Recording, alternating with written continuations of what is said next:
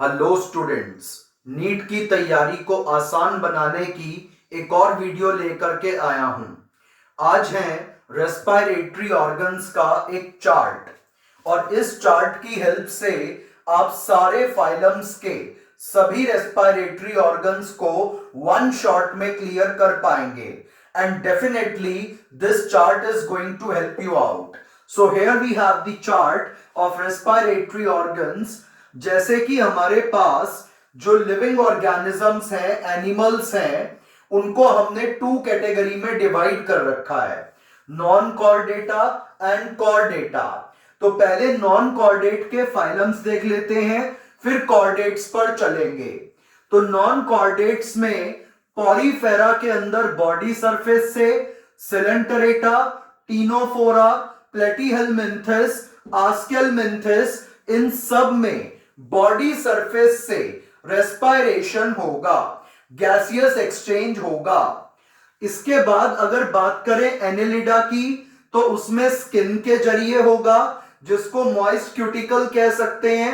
Arthropoda के अंदर हमें डिफरेंट डिफरेंट कैटेगरीज देखने को मिलती हैं और उनके रेस्पिरेटरी ऑर्गन्स भी डिफरेंट हैं।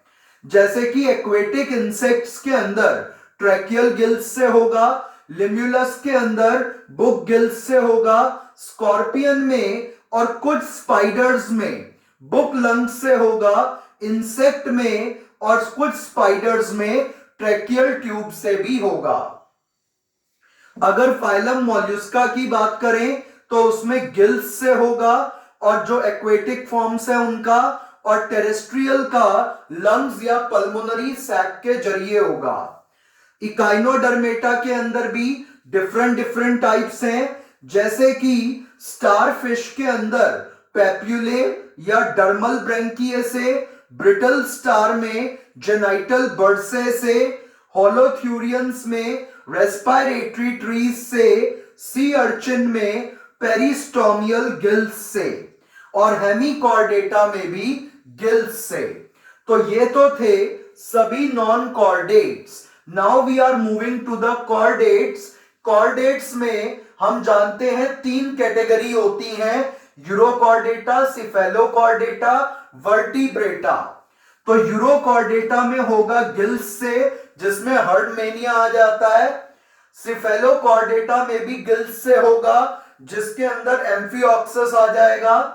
वर्टिब्रेटा के अंदर ये सारी टाइप्स हैं, जिसमें लंग फिशेस में लंग्स से, बाकी जो हमारे पास फिशेस बचती हैं जैसे कि ऑस्टिकाइथिस हो गया, कॉन्ड्रिकाइथिस हो गया, उसमें सब में गिल्स से, रेप्टाइल्स में लंग्स से, एव्स में लंग्स से और मैमल्स में भी लंग्स से हो जाएगा। एम्फीबिया में मॉइस्ट स्किन, लंग्स और गिल्स तीनों देखे जाते हैं।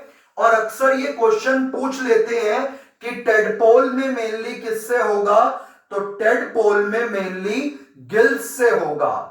और वैसे जनरली पूछें तो लंग्स एंड मॉइस्ट स्किन। तो ये चार्ट आपको बहुत हेल्प करने वाला है नीट एग्जाम के अंदर, and in one shot you will came to know about all the respiratory organs. Hope you have liked this chart. Thank you.